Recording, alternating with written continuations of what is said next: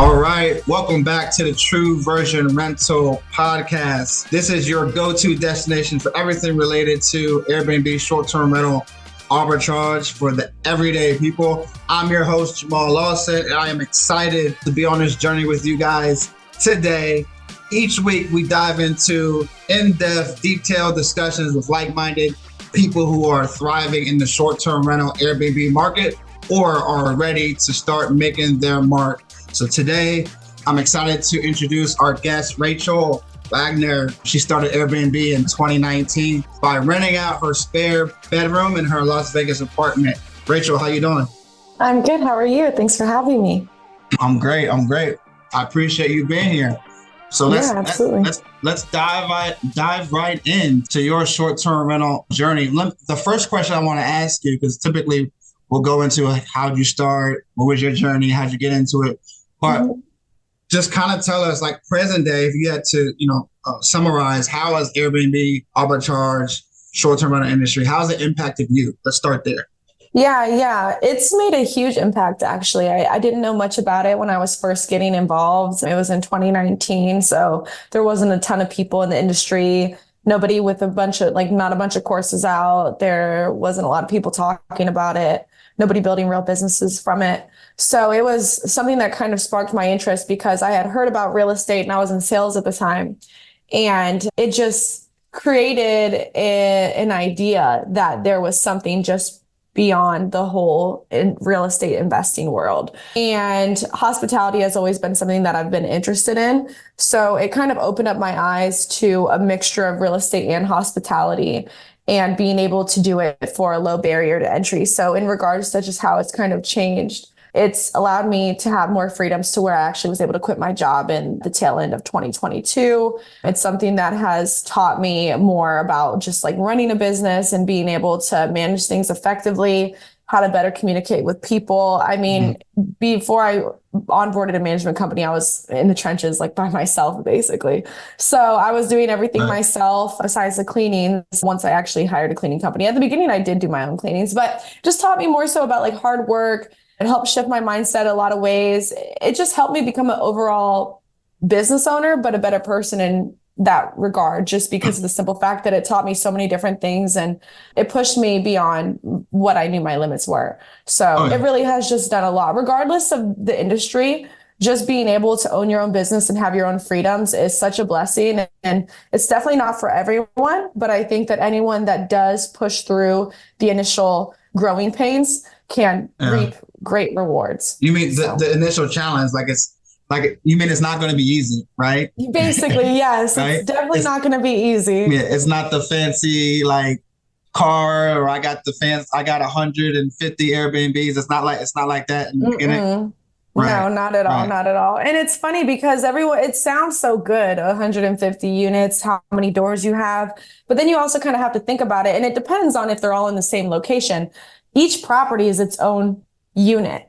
So each unit has its own operations. It has its own schedule. It has its own pricing. It's literally its own. If we were to compare it to a restaurant franchise, like there's different moving parts for each unit. There's different financials for each unit. If you have 150 doors, on a macro level, it's amazing. But on a micro level, it's a lot of freaking work. So people have to keep that up. Yeah.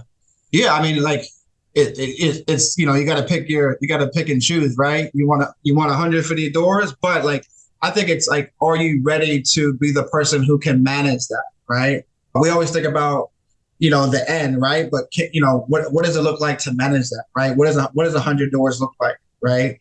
And then are you servicing those people, right? Obviously, we're all in business to make money, but are you able to service? Are you able to manage? Are you able to scale, right? So I'm glad you brought that up because I think with Airbnb and the way it's impacted me as well is changing and really diving into who you are. There's freedom, right? It's not you don't have to, at first you're working a lot, but you don't have to work 60 hours a week. There's flexibility, but it teaches you about yourself. It teaches you how to manage people, how to serve people, how to be in a hospitality business. I'm glad you brought that up, because Airbnb is not real estate, right? You said hospitality, right? So what is that? What does hospitality mean to you? How would you, if somebody was starting and they're thinking about getting an Airbnb business, like how would you describe like, hey, here's what you need to know about the hospitality business? Because it's not real estate, but technically with Airbnb arbitrage, you're not buying the property. Like how would you describe that? Yeah, it's definitely a lot different. With arbitrage, it's literally, if you're going to arbitrage a unit, it literally has almost nothing to do with real estate besides the fact that you're signing a lease. So in regards to hospitality, the number one, if I was to give anyone a tip, number one, just don't take anything personal, especially if you're going to be doing everything at the beginning by yourself. People can be, what is that word? People can be irrational. People can be irrational. People can be rude. You're going to meet all different walks, or you're at least going to speak to all different walks of life. You're going to have people that you don't know what they may be going through when they walk in that door. You don't know, how they normally do things. So when you're dealing with different clients and guests, you're just going to have to be prepared for any situation that basically arises. Because if you plan on being in this game a long time, you're going to deal with tons of different people and you're going to be in so many different scenarios. And it's funny, like even looking back, I've been in it for over 4 years. And when I was doing everything myself, I almost forget like how much goes on behind the scenes, because when I was doing everything myself, there was always something. Like if you think you're having like a great week, like there's no issues, everyone's checked in, you're good to go. And then one day, everything happens at the same time. Like when it rains, it pours. So just with hospitality, you just have to be on top of everything. If you're a real estate investor and you have long-term tenants, that's different, right? Like you have people in there for like 12 months. There's maintenance issues that come up. Okay. Sometimes you have some big issues, you have to handle them. But if you have a hospitality business, your reviews, like your reputation, all of that is relying on their experience. So when an issue comes up, you have to be able to address it right away. And you have to be able to do it with grace and with poise and with respect. Because if not, if you were just acting like you're talking to your friend, or if somebody was really rude to you and you were rude to them back, it's not going to end very well. So it takes a lot of discipline just in regards to communication and how you handle each situation.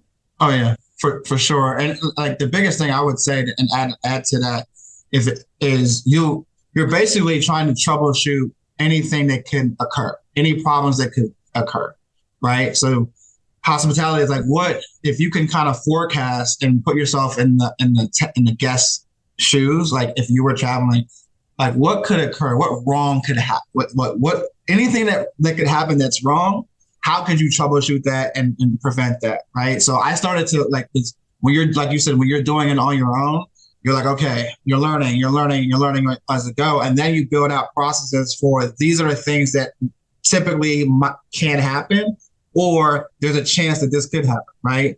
So for example, it's like you're always going to need this on site. You're always going to need batteries on site. You're always going to need extra, supplies, inventory, etc. Entrance, how to enter. People, when they travel, they tend to not remember things or not read instructions. So yeah, I would say guest communication is key. And then also being proactive and being preventive so that you can handle things as they come up, which is key to hospitality business. So talk about when you started, like you were in sales, you got into Airbnb, but you wanted to be into real estate. And talk about that. Like what challenges did you have for anybody that's thinking about starting? Because I know that we kind of discussed offline that both of our goals as long-term is real estate, right? Like buying and getting into and building a portfolio. But how do you get into that, that industry? A lot of people wholesale, right? When I found wholesaling, right? Like, flipping houses or wholesaling to a great way to generate cash. Right now, I think that Airbnb is a great way to get into the hospitality business, learn how to operate a business, and then generate cash so you can deploy it to whatever asset class you want. What are your thoughts on that? When I first started, I was probably one of those people that loved the idea of it, but at the same time, I didn't want to commit to a lease until I knew I actually enjoyed it. I don't know if anyone else is like that, to where they're kind of like, I want to see if I even like this. And before I could make that commitment, I decided to rent out my spare bedroom in my Las Vegas apartment because I had a 2-bedroom. And I started renting out the second bedroom. I went and I got the most basic furniture from like Bob's Furniture, Marshall's, Amazon. And I just furnished the home or the unit or the room really quickly. And then from there, I just started hosting. I put a door lock on my door, like a smart lock on my actual front door. So that way people could, gain access and whatnot. I did that and I cleaned after all of the guests. I handled all the guest communication. I handled the resolutions. And I was like, you know what? I like this. This is good. Let me go and look for my first lease. And one of the first things I did was I looked for a affordable lease. I think a lot of people nowadays, they want like the high end, they want the luxury, they want the really nice, like A-class units. But sometimes the more luxury isn't always better because then there's going to be higher expectations. And on top of that, usually the lease prices are higher. And if you are not already making a good amount of income at your job or whatever else you're doing to fund the business, then you may want to go for something that's a little bit more affordable, only just to start to make sure that it's something that makes sense for you. And if for whatever reason there was another pandemic or if there was some type of market crash, like you have to think about those things too, because I would have never expected a pandemic to happen. And then I'll turn around and there's a pandemic. Right. And I'm stuck with like 6 leases. And 3 of them were in Vegas, where Vegas was shut down for over a year. Luckily, the other 3 were in Texas, and Texas opened up after a couple of months. But for the first couple months, it was like bad, So you kind of have to just prepare for stuff like that because you never know. And you want to be able to put yourself in the best position possible to be able to adapt. And if you have to lower your prices, you can still at least break even. Because with a lot of these luxury units and these high-end homes, people are getting stuck with expensive rents that they can't actually afford themselves. So you would recommend starting out with like B-class properties, affordable rent that makes sense. If you're going to do arbitrage, right? Just for anybody, if you're going to do arbitrage, you want to start out. What I'm hearing is to recommend that start out in a affordable lease, maybe a B-class apartment or a house, right? That you can find that's affordable, for your budget, something that's comfortable for you, so you can start to create that cash flow and get that confidence and learn the systems, right? Same thing. I did the same thing. Like I started with a furnished apartment. It was already furnished. Started with apartment B-class. Made my mistakes, figured out what's going on, right? And then you get 1, then maybe you get 2, and then kind of like, okay, like, oh, I want to, you decide if you want to grow, if you want to scale, right? So that would be my recommendation. So what, talk about you and how you got from a couple of properties in Texas, a couple of properties in Las Vegas to what you're doing now. Like how did that process happen? And then what are you doing now?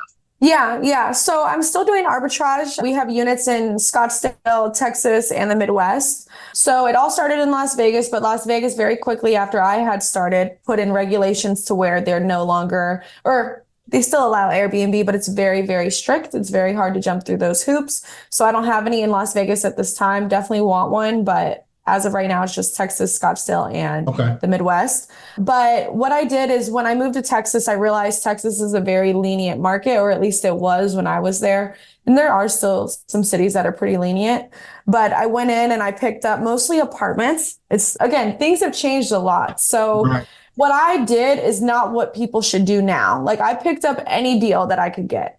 Basically, any landlord that said yes to arbitrage, okay, that's a good deal. Correct. No, it's not. Not anymore. Not anymore. Right. So nowadays is the number one thing I would recommend to people is patience. But also when you see the right deal, you act on it quickly, because now everybody's so excited to get involved that any landlord that says yes, especially if they've maybe tried their hand at contacting landlords themselves and they've gotten a lot of no's, as soon as they get that first yes, they're like ready to go. Even when you get the yes, you need to double check the numbers and you need to double check the regulations. Those are like 2 things. Like what I did is I would get a yes. I would go for it right away. I already knew the regulations in that market, so I didn't really have to worry about it as much. But then I never really double checked the profitability because I just assumed any deal was a good deal. And I just made it work. And then now, once I actually quit my job and I started to scale a little bit more, I realized not every deal is a good deal. Not every single landlord that says yes means that the property is going to be profitable. So there's so many more things that go into it. So one of the things that I would say is like, pick your market or pick your markets that you're interested in. And then make sure that you have an idea on kind of what you're looking for in the areas and don't waver from those. Like, even if it takes time to find good deals, like if, let's say you're in San Diego and you really want something close to Little Italy within 3 miles, Don't waver from that. Stay within those 3 miles. It may take a longer period of time, but trust me, like if you want to do that, if you know you want to be around Little Italy, stick to that, stand on that. Because then once you actually get it, you're going to know that, okay, even if the rent is a little bit higher because it's in a great location, all you have to do is make sure that you furnish and design it well and then list it. But if you're picking something that's 20 minutes outside of downtown San Diego that has a huge rent price and it's like it has to be drivable to everything, you don't know, like you're not running your numbers as well as you would have in Little Italy, if that makes sense. So it's like when you have an idea of where you want to deal, whether it's in one market or 2 markets or 3 markets or more, you need to be able to stick to whatever your criteria is. If you say you don't want to go over 3,000 rent, don't go over 3,000 rent. That's one of the things that I did is like, I would just say, oh, this landlord says yes. Oh, it's $2,000 over what I want to pay per month. Screw it. I'm going to make my money back. It's fine. Like, and that's what I would do because there wasn't as many tools. There wasn't as many resources. I just had the funds on hand to do it. But sometimes it's like management of your cash, even if you have the cash to start up, like the management, you have to be able to manage it correctly. Because I could have picked up like 3 units for whatever I had done.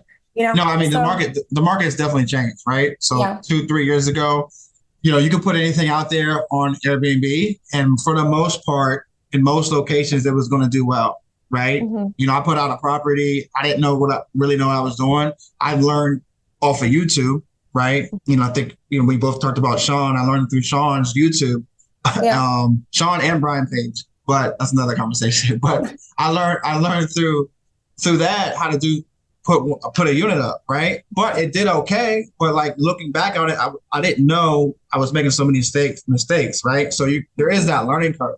You talked about location. So what are narrow it down to like the 2 to 4 things that people now should look for? Like, would you say that location is number 1 in picking your arbitrage property?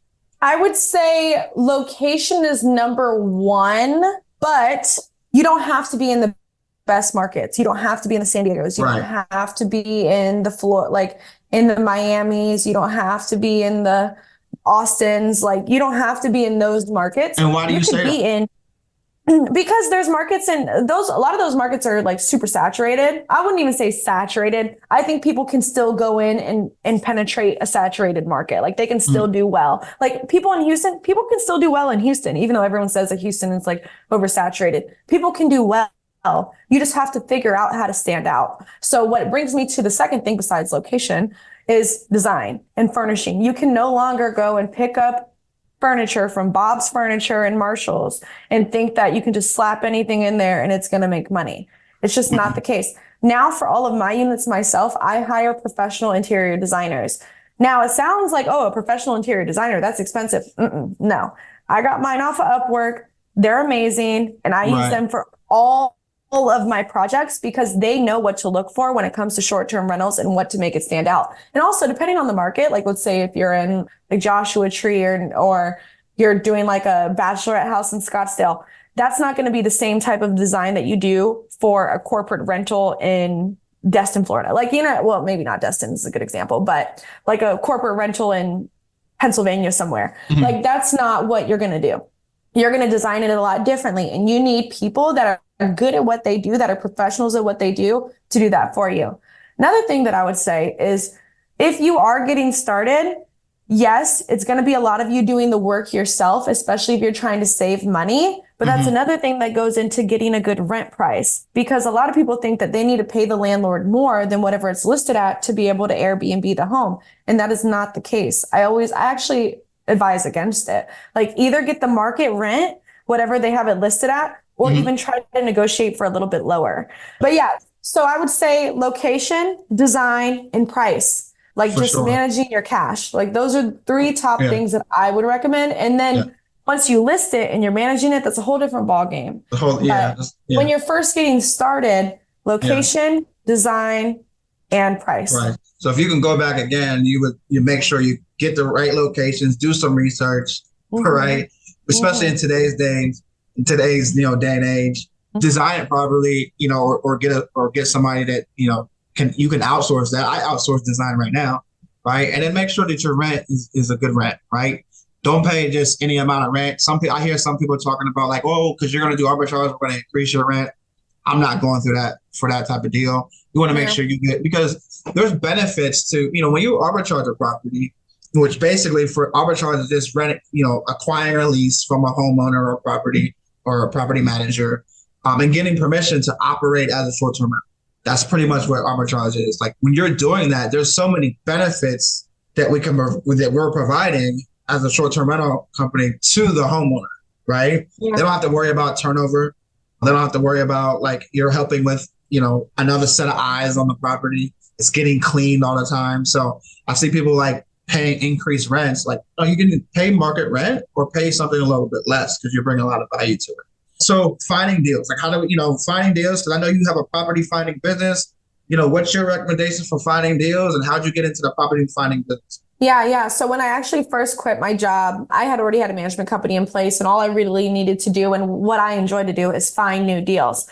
I enjoy finding the deals. I don't mind talking to the landlords, but more so than anything, I just love like looking at deals and finding out Yeah, what I want to pick up next. Like right. that's always been something that I enjoyed. I'm not huge into like the designing or the managing or anything like that. That's why I outsourced those. Of course, I did Right. them all myself for the first few years, but once I Mhm. felt strongly about having someone else do it for me, that's what I did. But I ended up coming across a Facebook group that basically said, and by the way, for the first like 3 years I was doing arbitrage, I was willing to pay people to go out and find me more deals because I was working full time. So I was like, I would happily pay someone to find me arbitrage deals in any Right. market. I didn't mind, but nobody was doing it or nobody knew how to talk to the landlords or I didn't know how to properly train them or what to like have them look for. Mm, So when I quit my job, that's all I had to do was like go out and look for new deals. And that's what I did. But then I came across this Facebook group that was like landlords who allow Airbnb or landlords who allow you to rent an Airbnb. I was like, oh, wow, okay. this is a whole group of just landlords. Awesome. I could just pick up a ton of deals right here. So I go into this group and there's people posting deals in all different locations throughout the US. I'm like, oh, this sounds really interesting. So I start inquiring with all these deals. Turns out majority of the people posting the deals were property finders, which is literally what I was looking for the first 3 years I was in business was exactly this, someone to find me deals. So I booked a bunch of calls with these people and I said, hey, I really like this deal. Can you tell me more about it? Most of them charged in order for me to secure that deal. Like if I wanted this deal in Nashville, I'm going to have to pay them a fee, which is fine. Kind of like wholesaling, no problem. I have no problem paying a fee. That's fine. But most of the phone calls that I had with these people, either the home was not eligible for a permit, like if it was in Nashville, it wasn't in the right zone. They didn't know all the details about the home. Like they would say it's not an HOA, but it was, and the HOA doesn't allow Airbnb. Or they'd say it's in an apartment building and the apartment building is fine with it. No, they're not. The apartment building is fine with corporations and corporate leases, but they're not okay with Airbnb. Like I just ran into so many issues when I would hop on the phone with these property finders to where I was almost like, I could do a better job than this. Like I could do a better job than whatever I'm getting offered right now. So what I did is I was like, you know what, let me see if I can go out there and let me see how many deals I can find today. So I went and I picked a market that I knew had minimal restrictions, which was Houston. So I Mm-hmm. went out and I started calling a bunch of landlords in Houston and with some nice homes. And I got like 8 to 9 yeses the first day. And I was like, okay, well, let's see if anybody's interested in these deals. So I went out and I started promoting these deals and I got a few people to pick them up. So I was like, I could literally build an entire agency off of just finding people properties. And there's a lot of things that go into finding a good deal. And there's so many adjustments that we've made over just the last year and a half that we've been in business. But that's when I just created the agency on top of the arbitrage business. Is like, yeah, I have my own arbitrage units. I've been doing it for 4 years. I've talked to hundreds, if not thousands of landlords myself. Mm-hmm. Now I Right. have a team that also does it. So we go out every single day.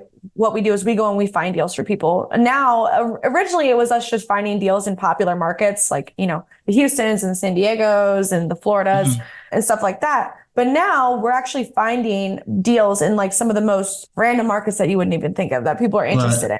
Right. And Right. it's our job to find them deals from landlords where the landlords are open to arbitrage. It's also profitable and it's eligible for a permit. The three most important things when you are looking for a deal is like, yes, finding it in a market that you want, but making sure that it's eligible for a permit because obviously short-term rental rules are always changing Got and it. it's profitable. So that's what we mostly do now is we just find deals for either our clients or people that are interested in becoming our client. and then sending them their way and just helping them secure that deal. And we have obviously, like, we assist with things like if they need a designer, we have recommendations. If they need a management company, we have recommendations. But our main thing, we keep the main thing the main thing. We don't want to offer too many things in one. We like to focus on what we're good at, which is finding the deals. Finding deals. Correct. So that's what our agency embodies. That's what it's all about. So you can outsource, like you said, you can find, you can outsource the things that they need, but you're going to find them a deal. And if you're looking for a deal, you're looking for something that's obviously regulations are good, it's profitable, in a location that makes sense, right? Correct. And it's funny, like, when I first started, it was like, people were like, oh, like, I'm gonna go Airbnb this, right? And people would be like, hey, do you Airbnb, right? That's not the way you find a deal, right? So if you don't know how to find a deal, there's several ways to do it. You need to decide if you're going to look for property, like, are you going to do houses? Are you going to do apartments? Are you going to do townhomes? I would like narrow it down and then figure out how to talk to the actual property owner or property manager, and then get that corporate lease, right? Because you're providing a service for people that you actually are doing the work. There's a lot of property management, property finding companies that are just getting leases, they're not even ready, they're not even approved, and they're just out there. So what would you recommend, like, if in like your elevator pitch, like, or 30, 1 or 2 sentences, what do you recommend? How do you go about, and why are you so good at finding deals and getting landlords to give you a yes? Yeah, I think that for me, whenever we're hopping on the phone, there's another thing that I was doing a lot when I was looking myself, is I actually would not be that excited. I would be very monotone over the phone. The first thing I would do is I would actually reach out to a property. Like, let's say I was interested in a deal that, I was looking at on Zillow or apartments.com or whatever.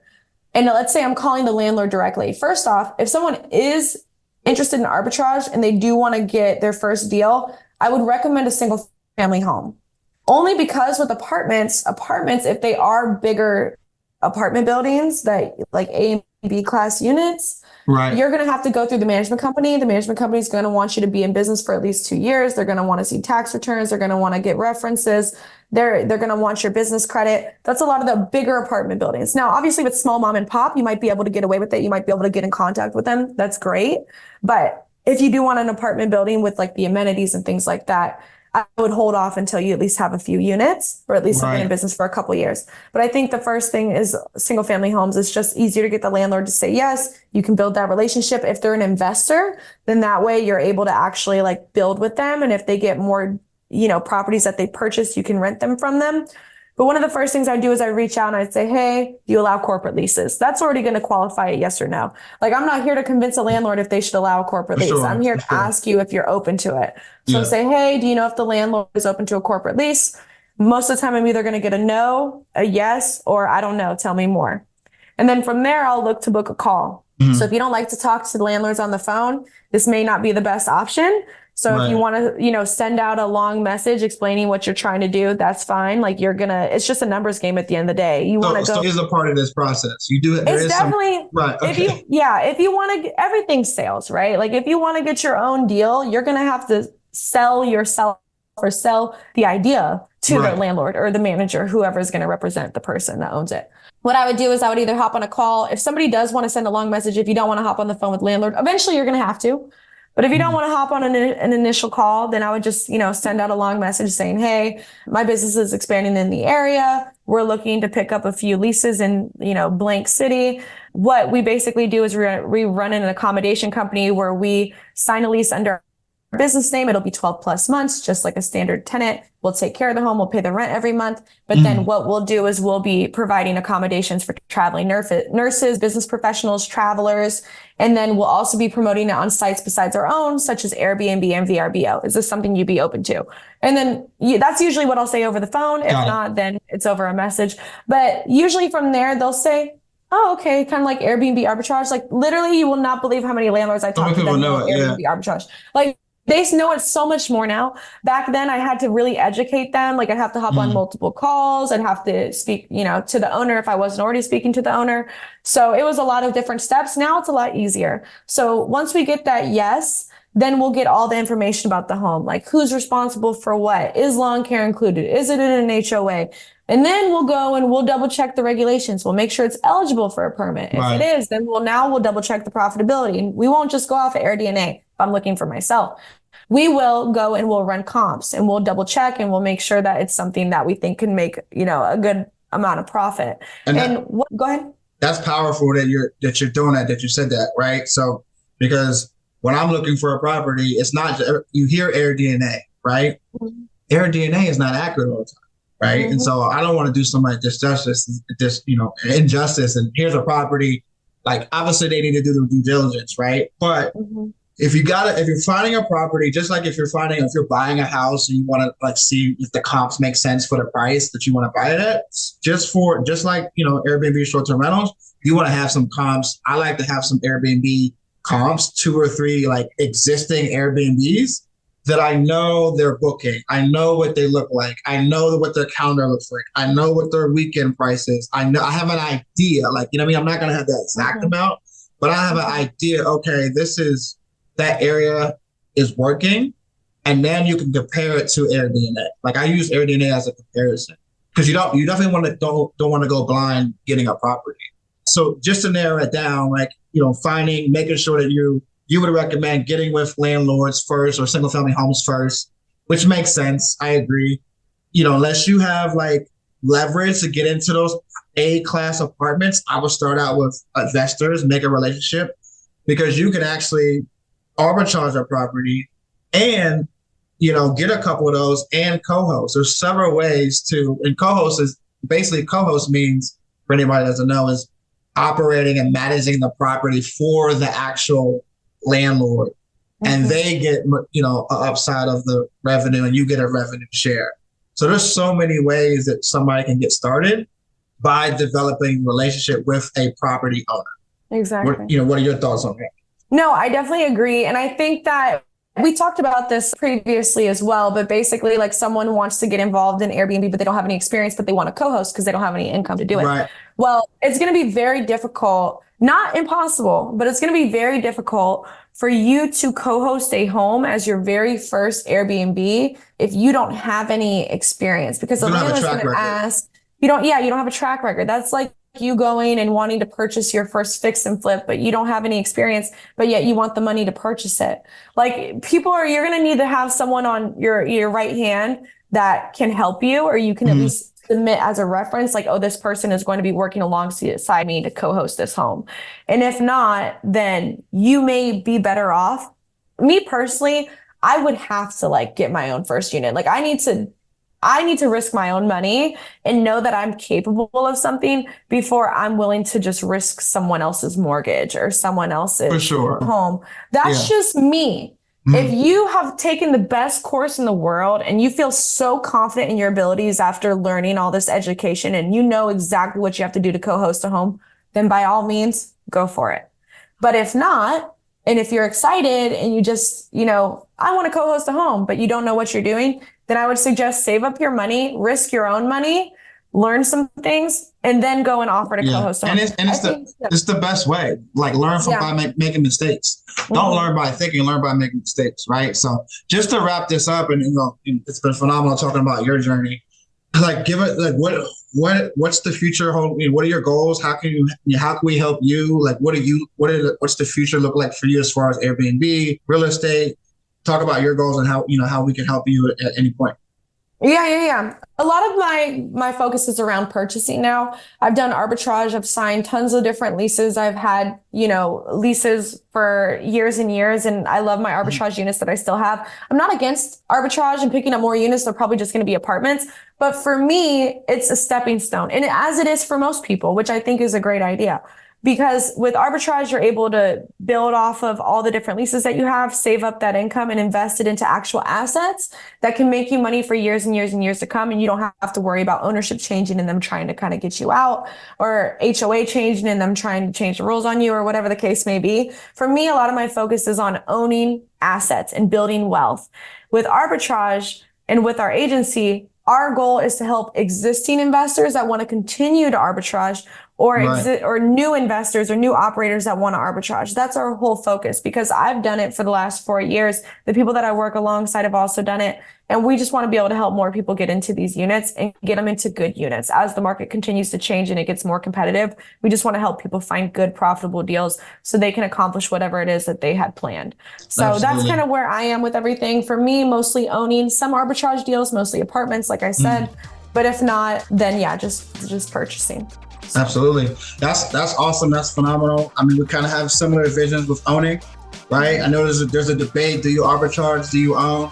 I say you do both, right? I say do both. I mean, arbitrage, I mean, you can, if you get, like you said, if you follow the steps that we talked about, you can create cash flow and buy assets, right? So that's the path, and you're helping people along the way. So this has been great, phenomenal, Rachel. I appreciate your time joining with me on the podcast. Hopefully this helps a couple people learn more about arbitrage. So this is a wrap for today's Truversion Rental Podcast. I hope you guys enjoyed it. If you liked it, give it a like, subscribe, give us some feedback in the comments. And we're here every week. Talk to you guys soon.